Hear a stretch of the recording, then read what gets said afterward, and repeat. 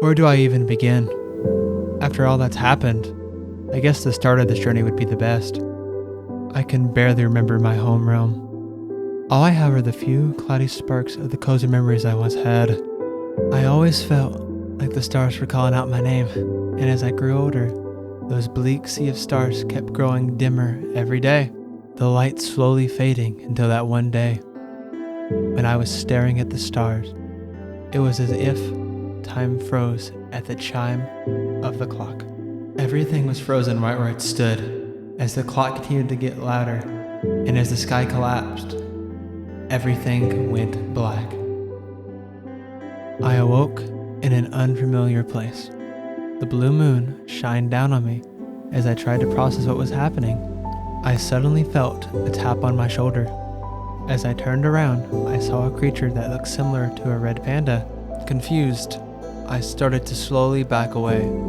The creature then spoke to me. "I don't mean you any harm," it said. The creature told me of the void, a concept I had read about in my father's books of research. I had dismissed it as a pure fairy tale. The creature told me his name, Kramig. On the horizon, I saw a huge city, with towers extending far into the sky.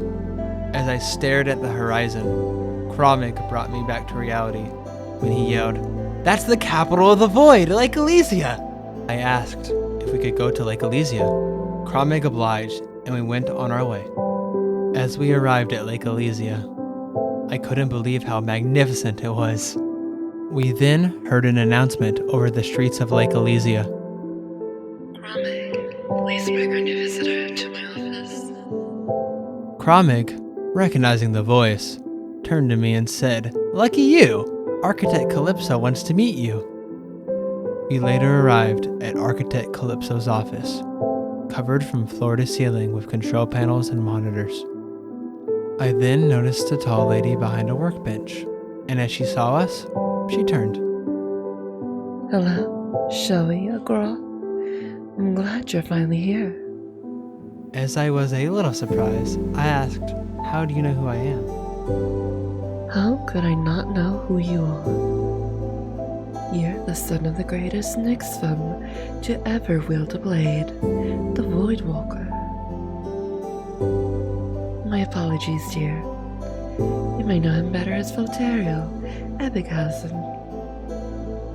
"You know my dad?" I said in shock. She explained to me that my father was the first Nixfum to leave the void to the universes outside of it. But Showy, I must ask for your assistance. The void and everything that exists beyond it is in danger. There's an anomalous item that's been in the void since the very beginning. The heart of the void, some call it. This heart wasn't beating when we found it, but me and the other architects, along with the Nixfums, got it to start beating. When the heart of the void started beating, the expansive heat and energy it produced caused new universes and worlds to be created.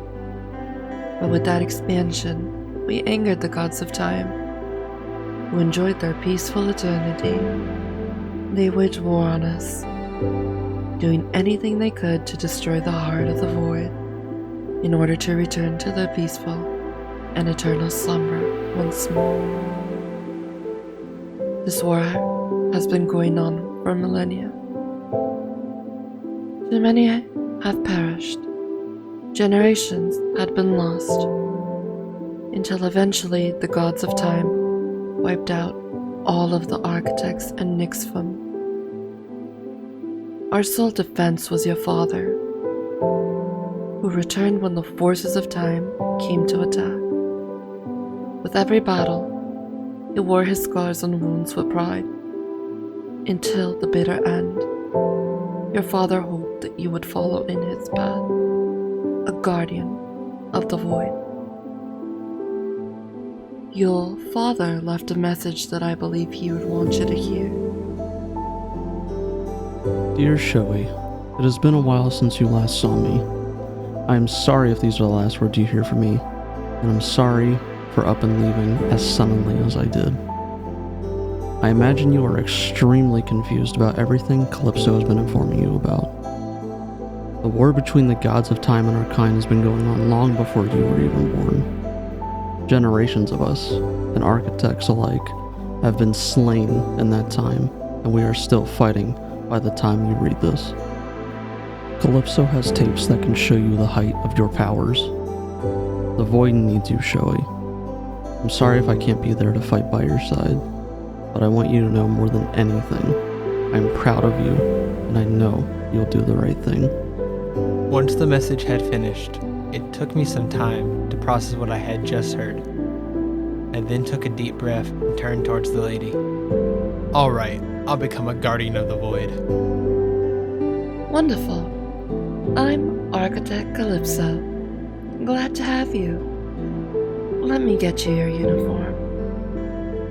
She snapped her fingers like a magician, and I was instantly in the standard issue garments. I stood proudly as I looked into a mirror and maybe adjusting my collar too. After reciting the oath on one knee, Architect Calypso said to me, I expect great things out of you. I was then provided an apartment within Lake Elysia to stay in. I was also given more tapes my father recorded before he met his end. These tapes would help me understand my power. As the sole remaining Nixfam, I shine under pressure. Red alert! Red alert! Time forces incoming. Guess it's time to go. You don't have to worry about me. Just remember, the Void awaits.